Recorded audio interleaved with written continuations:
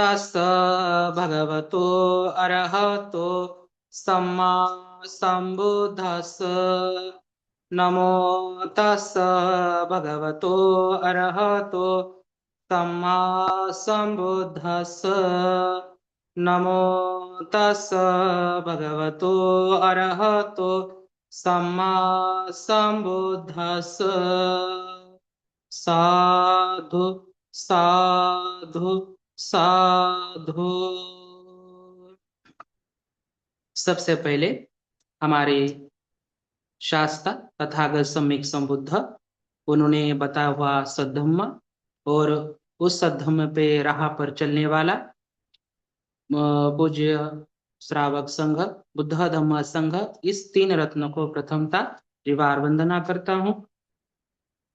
और जिनके वजह से ये तीन रत्न प्राप्त हुए, ऐसे परमपिता परम पूज्य बोधिसत्व डॉक्टर बाबा साहेब अम्बेडकर, इनके धम्म क्रांति को आखिर के सांस तक समर्पित रहता हूँ। और जिनके वजह से मुझे ये सद्धम्म प्राप्त हुआ, ऐसे मेरे गुरु आचार्य, उनको भी त्रिवार वंदना करता हूँ। और जुड़े हुए सभी श्रद्धावान उपासक एवं उपासिकाएं सर्व सर्व के प्रति मंगल मैत्री मंगल कामना करता हूँ। और बुद्ध को ने इस प्रवचन मालिका को शुरुआत करता हूँ।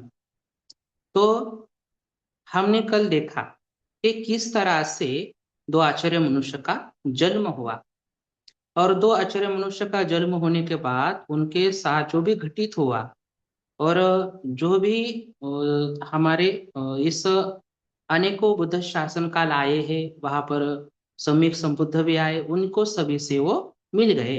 और वो अंत कल्प क्या होता है, तो ये भी हमने क्या किया, अच्छी तरह से समझ लिया। यानी कि अंत कल्प क्या होता है, मनुष्य की आयु बढ़ते जाना घटती जाना, ये क्या होता है, अंत कल्प होता है। तो हमने वो कल देखा था। तो आज हम देखने वाले हैं महाभद्र कल्प। तो महाभद्र कल्प यानी कि एक कल्प जो है महा है, महाभद्र ऐसा क्यों कहा जाता है? अगर हम बाकी के कल्प में देखेंगे, उस कल्प में क्या हुआ है, एक बुद्ध उत्पन्न हुए, दो हुए, कहीं तो भी तीन बुद्ध उत्पन्न हुए हैं। मगर इस महाभद्र कल्प में 5 सम्यक संबुद्ध होने वाले हैं, है ना। आज हमारे इस बुद्ध शासन में 4 सम्यक संबुद्ध हो चुके हैं, अभी 5वें सम्यक संबुद्ध आने वाले बाकी है। तो इसलिए क्या कहा जाता है, महाभद्र कल्प जाता है, कहा जाता है। यानी कि ऐसा युगों युगों में ऐसा ही संभव होता है कि एक कल्प में इतने सारे बुद्ध उत्पत्ति, मतलब ये महाभद्र कल्प में एक ही इस जगत में कि उनके काल में ऐसा काल आता है जहां पर बुद्ध की ज्यादा जरूरत होती है। उस समय क्या होता है, बुद्ध जन्म लेते हैं, इसलिए ये महाभद्र कल्प है। यहाँ पर क्या हुआ है, 5 सम्यक संबुद्ध होने वाले, अभी तो 4 हुए हैं। तो ऐसा कहा जाता है, ये जो महाभद्र कल्प है, तो इसका भी 64 अंतकल्प आने वाला है, 64, है ना। तो कुछ अंतकल्प आके तो चले गए हैं। तो महाभद्र कल्प में पहले अंत कल्प ककुसंद बुद्ध जन्म लेने के समय, तो उस समय क्या था, मनुष्य की आयु काल 40,000 वर्ष की थी। तो उस समय में जो हमारे ककुसंद बुद्ध है, उस समय में 32 महापुरुष लक्षण से एक राजा के वहां पर क्या हुए, ब्राह्मण के घर में जन्म ले, और जन्म लेने के बाद प्रवजित हो, वो सही सेना सहित मार को क्या किया, उन्होंने पराजित किया। और पराजित करके बुद्धत्व की इस सुख की अवस्था को उन्होंने पा लिया। उसको पाने के बाद वो लोगों को मुक्ति का रास्ता बताने लगे। तो इस महाभद्र कल्प में, तो पहले ककुसंद बुद्ध जन्म लेने के बाद जो हमारे बोधिसत्व है, जो पारमिताओं को पूरा कर रहे हैं, तो इस समय में वो खेमा राजा नाम से जन्म लेते हैं, राजा बन जाते हैं। राजा बनने के बाद जब उनको सुनाई देता है कि इस जगत में बुद्ध उत्पन्न हुए हैं और बुद्ध सभी को सद्धम्म का रास्ता बता रहे हैं, तो खेम राजा जो है, तो भगवान देखने के लिए, उनको वंदना करने के लिए, महादान करने के लिए वो आ जाते हैं। भगवान बुद्ध को देखने के बाद वहां वंदना करते हैं और महादान देते हैं भिक्षु संघ को।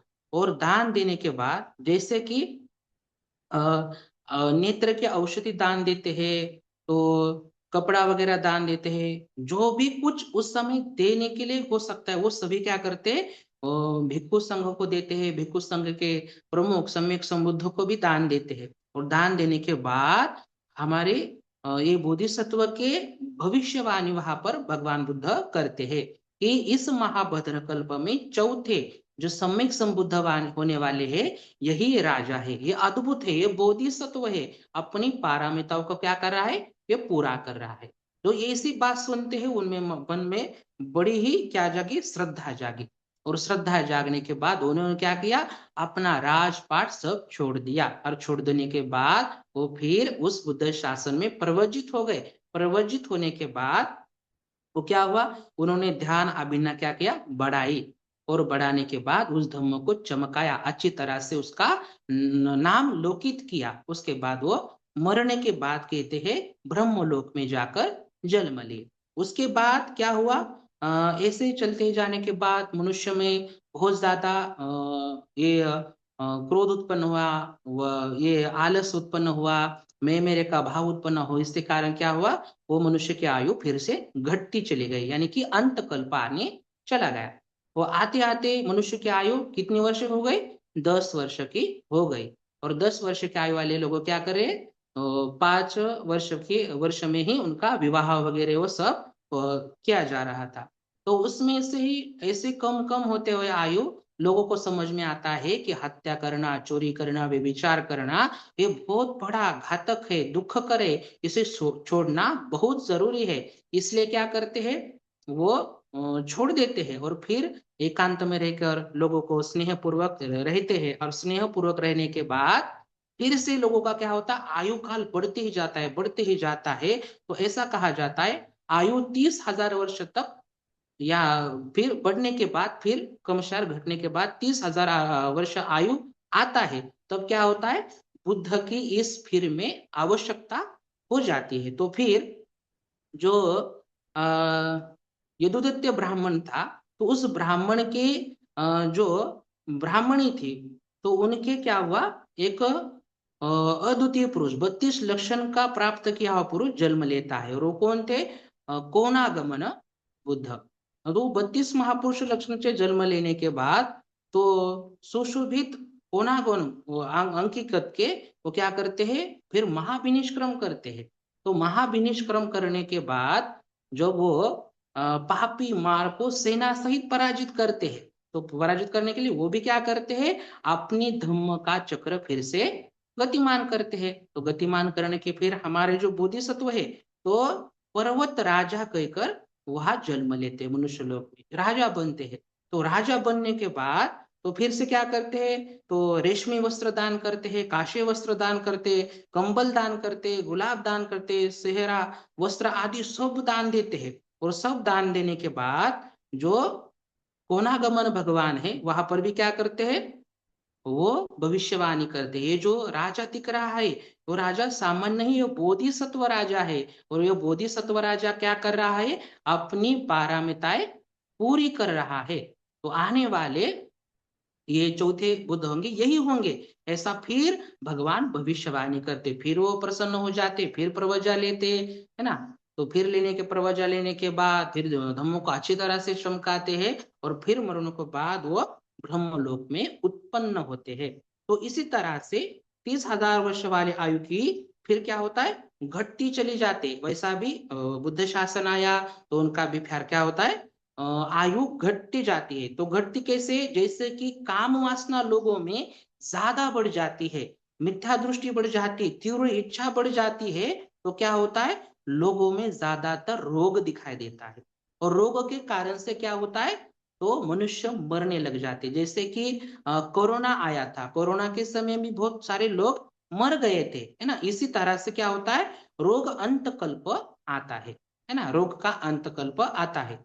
यानी कि रोग भरी इस संसार में इतना रोग फैला जाता है कि हर कोई व्यक्ति उस रोग से मरता चला जाता है। ऐसा रोग रोग अंतिकल्प होता है। तो फिर क्या होता है, ज्यादातर लोगों में मोह आ जाता है। तो मोह के कारण क्या होता है, उनपे लालच आती है, मिथ्या दृष्टि उत्पन्न हो जाती है। तो मिथ्या दृष्टि के कारण वाद विवाद वगैरह इसमें गिर जाते हैं। और क्या होता है, ज्यादातर भूखमरी सबको दिखाई देती है, क्योंकि उधर निंदा अपमान, लोगों को क्या मारना वगैरह ये सब चलता है। तो भूखमरी आती है। भूखमरी आने के बाद दुर्भिक्ष अंतकल्प कहा जाता है उसको, ये भी अंतकल्प आता है।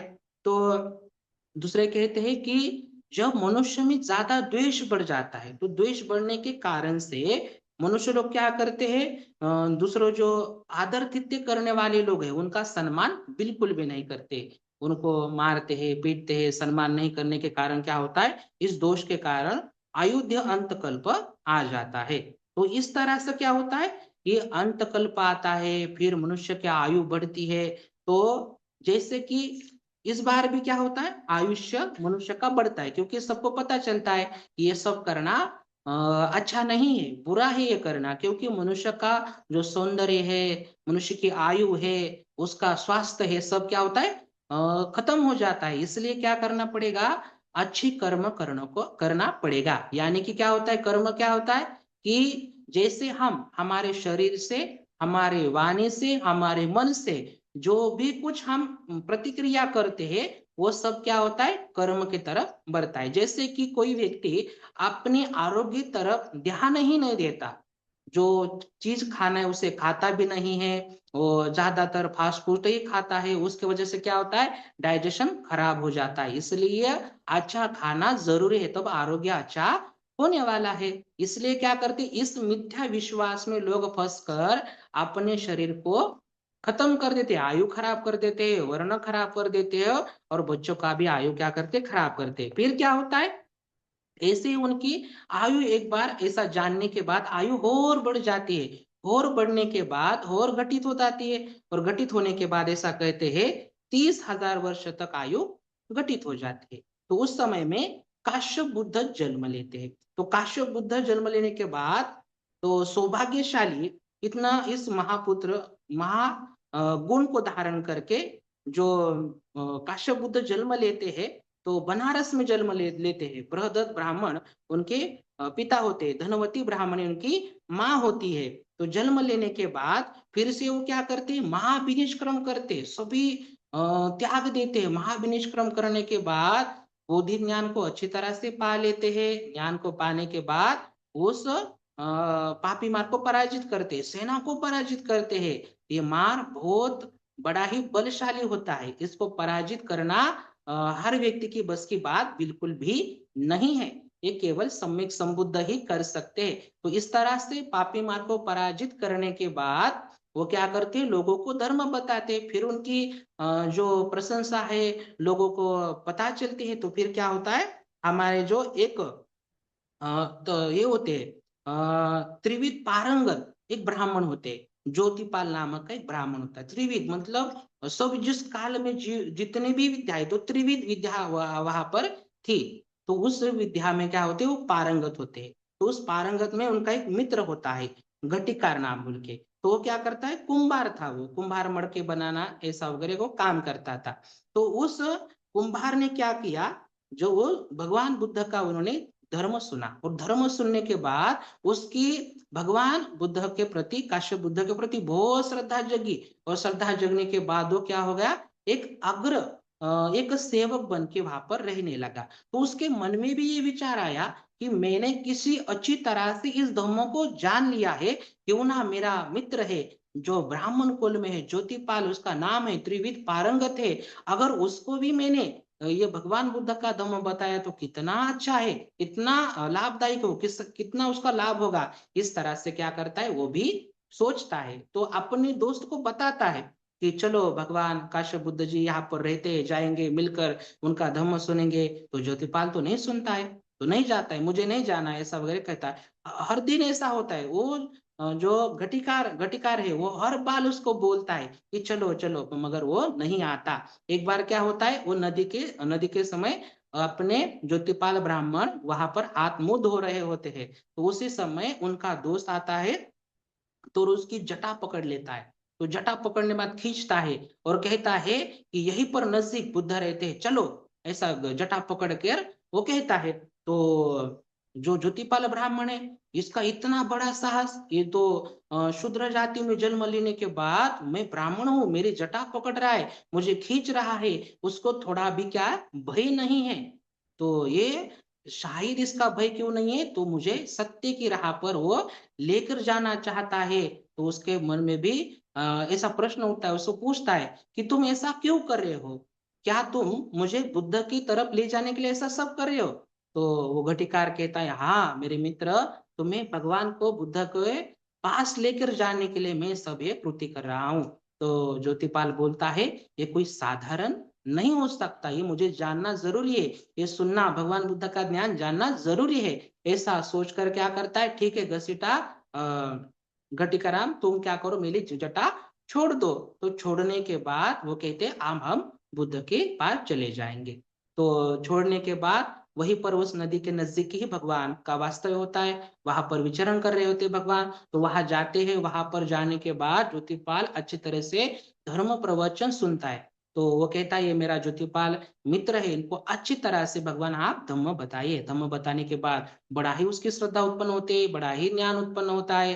तो भगवान कहते हैं, वहां पर भी भगवान क्या करते हैं, ज्योतिपाल की भविष्यवाणी वहां पर करते हैं। तो भविष्यवाणी क्या करते हैं कि ये जो चौथे नंबर की भगवान आने वाली है, ये यही है, ये जो ज्योतिपाल ब्राह्मण है, ये बोधिसत्व है, अपनी पारमिताओं को ये पूरा कर रहे हैं।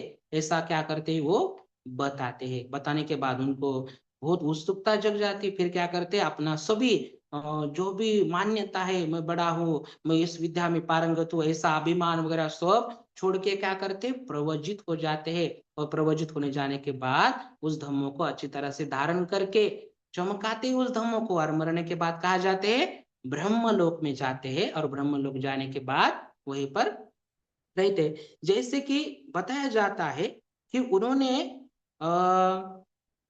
जो भी कुछ काश्यप बुद्ध के समय में इतना भी क्या किया उन्होंने, वो ये किया है। जैसे कि उन्होंने स्तुति की, जैसे कि हम एक भाजी वगैरह बनाते, सब्जी बनाते, सब्जी में जैसे चम्मच आता है, तो चम्मच को उसका टेस्ट वगैरह पता चलता है, तो बिल्कुल भी नहीं पता चलता। ये ज्ञान का जो रस है, किसी को पता चलता है, जैसे कि हम एक निवाला खा लेते, तो जीभ को अपने जीभ को जैसे उसका टेस्ट पता चलता है, उसी ज्ञान का उन्हें क्या होता है, पता चलता है। और पता चलने के बाद इस तरह से वो क्या करते, ये करते हैं। तो उसी तरह से क्या होता है, तो अंतकल्प होने के लिए आता है। तो जैसे जैसे मनुष्य की आयु घटने लगी, वैसे वैसे सदगुण भी घटते जा रहा था। जैसे कि फिर अंतकल्प आता है, मनुष्य की आयु घटती है, आयु घटने के बाद फिर से क्या होती, बढ़ जाती है। तो इस तरह से होता है। अब क्या हो रहा है, हमारे तथागत सम्यक संबुद्ध यानी कि गौतम सम्यक संबुद्ध आने वाले हैं। तो कहा जाता है, कप्प कासे कलुयुगे बुद्धोपादो अहो मच्च करियं हूत वह हूत वह मज्जम जातम कुमुदिं मकरं वरविधनम थी। तो ऐसा कहा जाता है कि नरक की अग्नि से निकल, नरक की अग्नि से निकल जिल उठा एक महाकमल, बिखरते ऋणों की सुगंध, सर्व धारा अबर जलथल। वैसे इस निसार कलयुग में दुर्लभ से आई एक अवसर में अहो महाआचार्य जग में बुद्ध जल में। तो इस गाथा का ऐसा अर्थ है। तो आचार्य मनुष्य का अपने लक्ष्य पर पहुंचना। तो आचार्य मनुष्य अपने लक्ष्य पर पहुंचते हैं, तो कैसे पहुंचते हैं कि जब वो उस विवाह अवस्था में थे, उसी युवा अवस्था में, यानी कि 4 असंख्य 1 लाख कल्प पहले उन्होंने क्या किया था, उस नदी में तैरते हुए जो विचार उत्पन्न किया था, उसी विचार से क्या किया, उनके मन में घर कर ली, और उससे क्या किया, उन्होंने अपनी दृढ़ साहस से उसको क्या किया, पूरा करने के लिए साहस जताया है। ऐसे कोई प्रयास किया है। तो एक बार क्या कहते हैं, भगवान बुद्ध ने कहा है कि सारिपुत्र, कोई प्राणी इस लंबे संसार में भटकते भटकते अपने आप शुद्ध हो जाता है, ऐसी क्या है मिथ्या दृष्टि लोगों में है। जैसे कि हम देखते हैं कि जब सुमेध बोधिसत्व का जब वो 10 पारामितों का अच्छी तरह से जान लेते, उससे पहले 16 असंख्य कल्प पहले, तो क्या उनके मन में जो विचार उत्पन्न हुआ था, उस विचार में से इतना जन्म लिया था उन्होंने, इतना जन्म लेकर ऐसा कोई भी जन्म नहीं उन्होंने नहीं पाया हो, ऐसा जन्म लेकर भी वो क्या किए हैं, इस संसार में विचरण करते आ रहे हैं। तो हर लोगों का क्या मानना है, तो अच्छी तरह से क्या होता है, मनुष्य का जन्म होता है। तो ऐसा जन्म के यानी कि कहा जाता है कई जन्म होने के बाद मनुष्य का एक ऐसा आता है कि वो खुद ही खुद शुद्ध हो जाता है, खुद ही क्या होता है, मुक्त हो जाता है। यानी कि 84,000 योनि में से जाने से मनुष्य शुद्ध हो जाता है, परिशुद्ध हो जाता है। मगर भगवान कहते हैं कि मैं जब से इस संसार में आया हूं, तो आकर हर जन्म में गया हूं, हर देख रहा हूं, तो मुझे ऐसा कभी भी नहीं लगा कि मनुष्य ऐसे जन्म लेने के बाद एक दिन क्या होगा, मुक्त हो सकता है, ऐसा मुझे बिल्कुल भी नहीं दिख रहा है, नहीं मुझे मालूम हुआ। तो कहते हैं ऐसे कहने वाले मिथ्या लोग हैं, श्रमण है, ब्राह्मण है, ऐसा कहने वाले कि अन्य जन्म होने के बाद खुद ही मुक्त हो जाएंगे, प्रयास प्रयास करने की बिल्कुल भी क्या जरूरत नहीं है। तो भगवान फिर सारिपुत्र से कहते हैं ऐसा कोई यज्ञ नहीं तो मैंने किया ना हो। यानी कि लोग आज भी जैसे कि समझते हैं इस संसार से मुक्त होना है तो हमें क्या करना पड़ेगा, यज्ञ करना पड़ेगा, और यज्ञ के बल से ही हम मुक्त हो सकते हैं। तो भगवान कहते हैं अभी तक मैंने इतना यज्ञ किया है, ऐसा कोई भी यज्ञ मैंने कभी भी छोड़ा नहीं। तो फिर भी क्या इतना यज्ञ किया है कि कैसा किया है, जैसे कि राजा का सबसे बड़ा, तो अभिशिष्ट राजा था, उसके बड़े ही मुख्य मुख्य राज ब्राह्मण में रहकर ही मैंने क्या किया, ये यज्ञ किया है, फिर भी मुझे क्या जो प्राप्त हुआ कभी नहीं हुआ। तो बुद्ध फिर सारिपुत्र से कहते हैं कि सारिपुत्र जैसे कि अग्निहोत्री है, इतनी अग्निहोत्री में की है कि इस जगत में किसी ने भी नहीं की होगी, इतनी अग्निहोत्री करके बाद भी मैं कभी भी क्या हुआ, मुक्त नहीं हुआ हूं। तो इस तरह से भगवान बताते हैं ये कहने वाले मिथ्या लोग, मिथ्या दृष्टि वाले लोग, श्रमण ब्राह्मण इस दुनिया में है ना, कि इतना इतना जन्म होने के बाद वो खुद ही खुद मुक्त हो जाएंगे। तो भगवान कहते हैं ऐसा कोई जन्म नहीं जहां पर मैं जन्मा नहीं, नरक में भी गया, ब्रह्मलोक में गया, हर जगह मैंने जन्म ग्रहण किए हैं। तो इतना जन्म लेने के बाद मैं कभी मुक्त नहीं हुआ। जब मैं बोधिसत्व बनकर जन्म लिया सुमित, तब मैंने क्या किया, इस बुद्ध कारक धर्मों को अच्छी तरह से जान लिया, तभी मेरा क्या हुआ, एक लक्ष्य बन गया। और लक्ष्य बनने के बाद इसको पूरा करने के लिए पारामिताओं को मैंने जितना भी जन्म लिया इतना इसको पूरा करने के लिए लिया है, और क्या हुआ, मैं इसको पूरा करके इससे मुक्त हो चुका हूं, है ना। तो यहाँ पर 10 पारमिताओं को किस तरह से पूरा किया है उसका भी वर्णन है। जैसे कि बताया है कि भगवान ने इतना दान दिया है, वैसा दान अभी तक किसी ने भी नहीं दिया है। जैसे कि अपने बच्चे को, अपनी पत्नी को इतना दान दिया है कि कोई उसको गिन भी नहीं सकता। नेत्र को दान दिया, अपने अवयव को दान दिया, ऐसा सब दान दिया। तो जैसे कि ऐसा दान पारमिता पूरी की है। जैसे कि हर लोगों का क्या होता है, अपनी मुझे प्रिय वस्तु ज्यादा अच्छी लगती है, उसको कभी भी वो छोड़ता नहीं है। जैसे कि पत्नी, बच्चे, संपत्ति वगैरह ये थे, कभी भी छोड़ता नहीं। मैं सबने क्या किया, त्याग कर दिया, मैंने छोड़ दिया है, शील का उस तरह से पालन किया है जिस जन्म में लेकर ये नामुमकिन है कि शील का पालन करना। यानी कि शेर बनना, पुनः सर्प बनना, यक्ष बनना, इसमें क्या है, शील का पालन करना बहुत बहुत कठिन है, ज्यादा ये नहीं है, मतलब आसान नहीं है, इतना कठिन इस जन्म में लेकर भी मैंने क्या किया है, शील पालन किया है। वैसे ही मैंने वैराग्य का त्याग किया है। तो वैराग्य कभी भी मैंने आसक्ति नहीं जताया। मेरी प्रिय सुंदर पत्नी थी, मेरे प्रिय बच्चे थे, ये सभी था, मेरे राजपाट था, वैभव था, सब था, मगर इसको मैं कभी भी आसक्ति नहीं रहा, मैंने सभी क्या कर दिया, छोड़ दिया। जैसे कि यहाँ पर एक उदाहरण दिया जाता है, मखदेव नाम की जातक, तो उसमें वो राजा थे, वो राजा कहते मेरे सिर पर एक भी सफेद केस दिखाई दिया तो नावी जी मुझे बता देना। जब वो पता चलता है वो क्या करते, वो लगी सोचते हैं कि अब मेरा सफेद केस हो गया है, अभी मेरी मृत्यु नजदीक है, तो मुझे क्या करना पड़ेगा, ये घर त्याग देना पड़ेगा, राज वैभव त्याग देना पड़ेगा और पारामिता को पूरा करना पड़ेगा। इस तरह से क्या करते, घोर बार को छोड़ देते। जैसे कि केस पिघल जाना, तो अभी देखते हैं तो जो 20 साल के 19 साल के उनके भी केस पिघल जाते, मगर उनको बोध कभी भी नहीं होता है, अपने घमंड में ही रहते, अपने जो तारुण्य में रहते। मगर बोधिसत्व कैसे, जैसा सफेद केस दिख जाए वो कुशल करने के लिए, कुशल को बढ़ाने के लिए वो क्या करते, ग्रह त्याग कर देते हैं। इसी तरह से क्या किया, अनेक पीड़ा यातना सहन करते उन्होंने इस पारामिता को पूरा किया है। उन्होंने सभी पारमिताओं को अच्छी तरह से जानकर समझकर अपनी प्रज्ञा से, है ना, तो अपने लोगों ने जितना भी उन्हें दुख दिया, जो दूसरों लोगों ने दुख दिया, तो उनके प्रति कभी भी उन्हें घृणा नहीं जगाई, मैत्री भाव ही रखा, अच्छी तरह से क्या किया है, उनके प्रति मैत्री भाव रखे। जितने भी उन्होंने पीड़ा दी वो सब क्या किया, उन्होंने स्नेह कर ली है, मतलब आत्मसात कर ली है। तो इतनी बार उन्होंने अपनी प्रयास, यानी कि जो पारमिता है, तो अपनी आँख कान नाक की सभी 6 इंद्रिया को इतना संयम कर लिया है, तो कभी भी वो पंच कामों में कभी भी डूबे नहीं। तो उसका उन्होंने संवर किया है, उसका उन्होंने अच्छी तरह से बढ़ाया है। जैसे वाणी को, तो बुद्ध को क्या कहा जाता है, वाणी के सत्य नाम भी भगवान को कहा जाता है, क्योंकि बुद्ध ही सत्य और सत्य ही बुद्ध है, क्योंकि कभी भी उन्होंने झूठ नहीं बोला और सत्य ही बोला। इस तरह से सत्य पारमिता को पूरा किया, अधिष्ठान पारमिता को पूरा किया है, मैत्री पारमिता को क्या किया है, पूरा किया है, संकल्प पारमिता को पूरा किया है।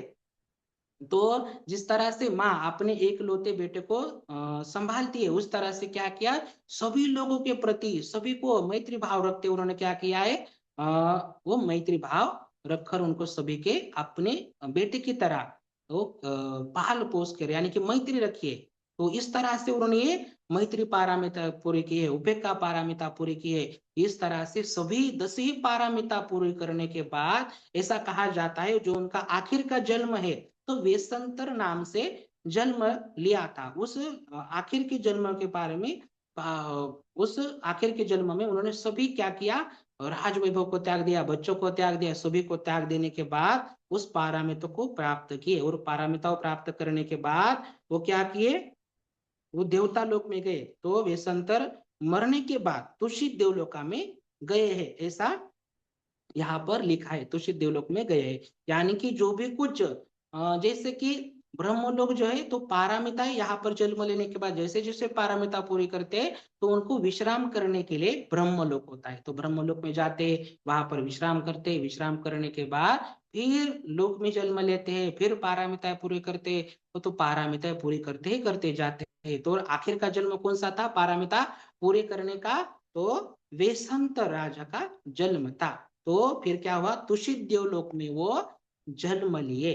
तो हम यहाँ पर अच्छी तरह से समझ गए होंगे, तो ऐसे आशा रखता हूं। तो आज हमारा समय भी होते आ रहा है, तो इस तरह से जिन जिन के पास पुस्तक है, तो इस विषय को अच्छी तरह से पढ़ लीजिए। तो हम अगले भाग में देखेंगे आचार्य मनुष्य का, आचार्य मनुष्य का मनुष्य लोक में आगमन, यानी कि मनुष्य लोक में आगमन हुआ तो किस तरह से हुआ, तो हम क्या करेंगे, कल के हमारे विषय में ये देख लेंगे। तो इस तरह से क्या किया है हमारे बोधिसत्व ने, अपने जीवन में पारमिताएं पूरी की है। तो जितने भी इस महाभद्र कल्प में बुद्ध उत्पन्न हुए हैं, तो उनसे मिले भी है, और अपने सभी क्या हुए हैं, उनसे धर्म सुनकर इस धर्म को अच्छी तरह से जानकर प्रवचित होकर सभी दुखों से क्या हुए, मुक्त होकर, यानी कि उस धर्म को चमकाया है। तो उनका फिर अगले पार्ट में उनका इस मनुष्य लोक में जन्म होने वाला है, तो हम अच्छी तरह से उसको भी जानेंगे। तो आज के लिए हम इतना ही देखेंगे। आशा करता हूँ आपको अच्छी तरह से समझ में आया होगा। तो आप सभी के प्रति मंगल मैत्री मंगल कामना करता हूँ, तो सभी के प्रति आशीर्वाद व्यक्त करता हूँ। साधु साधु साधु।